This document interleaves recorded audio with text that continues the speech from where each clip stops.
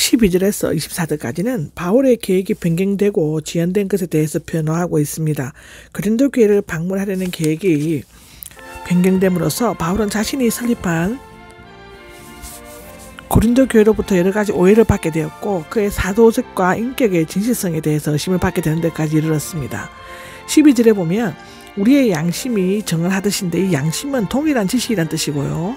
사람이 태어날 때부터 자신의 성격과 행동에 대해 공통적 객관적으로 관찰케 하는 타고난 능력이라고 하는데 고린도인들은 자신들의 도덕적 행위가 정당하다는 것을 증명할 때에는 양심이 호소했고 바울은 하나님을 정인으로 하고 양심의 거리낌을 느끼지 않았다는 뜻으로 말하고 있는데 우리가 자랑하는 것은 이것입니다 입니다.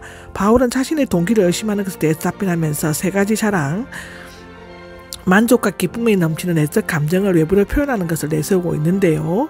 그는 세상에서 특히 고린도 교인들과의 관계에서 첫째, 하나님께서 주신 거룩함으로 행하였고 둘째, 진실함으로 행하였고 셋째는 육체의 지혜가 아니라 하나님의 은혜 안에서 행하였다입니다.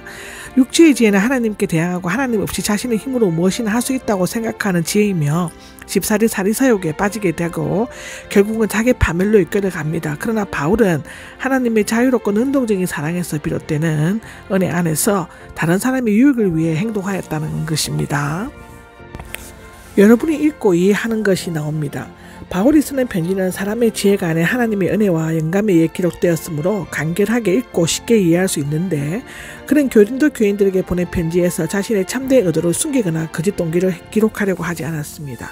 아마도 교인들 중에는 그의 편지가 사실 이상으로 강하게 진실치 못한 글을 쓴다고 악평하는 자들이 있었던 것 같은데 그러나 그는 전생애를 통해 항상 올바른 성품을 가지고 성실하게 행동하였습니다.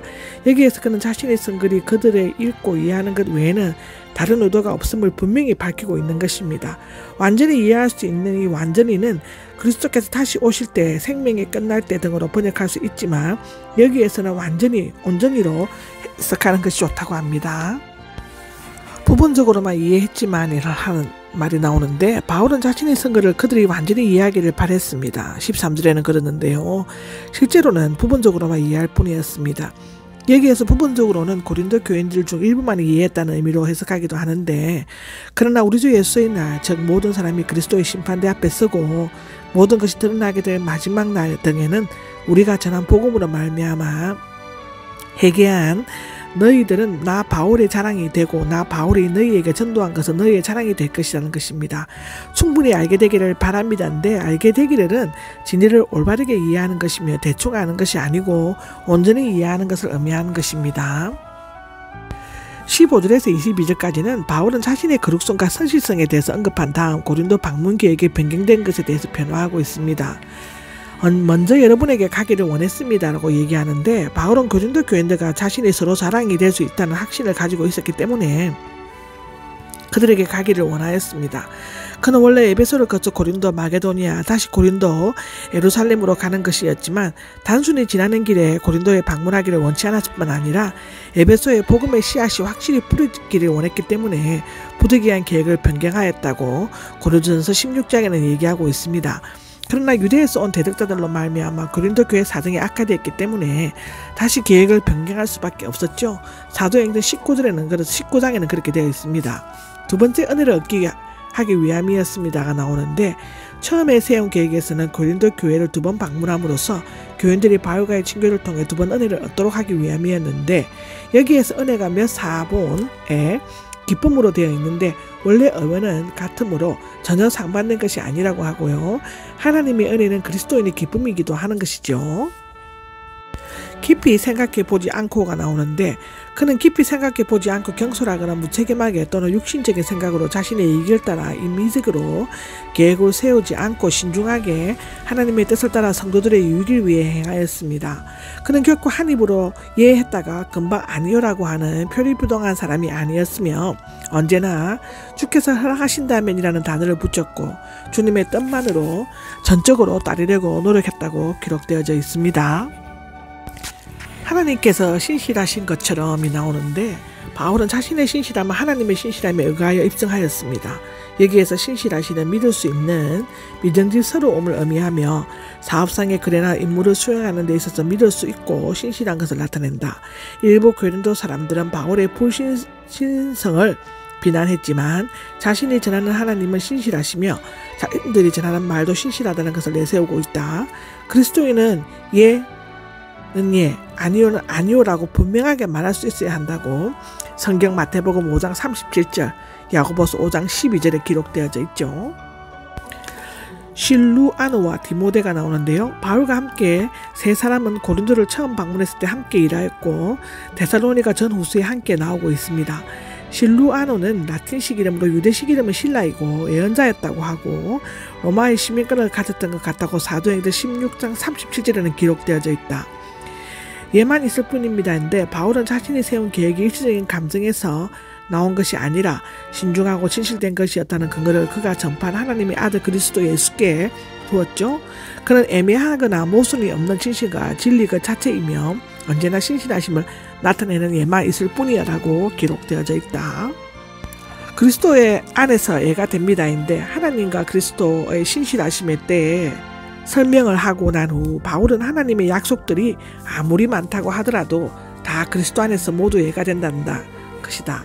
즉 다시 성취되는 것인데 그러므로 그리스도는 하나님의 약속을 보증하시는 분이 되시며 우리는 그분을 통해 하나님의 영광을 위해 아멘 진실로 그리합니다 라고 하게 되는 것입니다.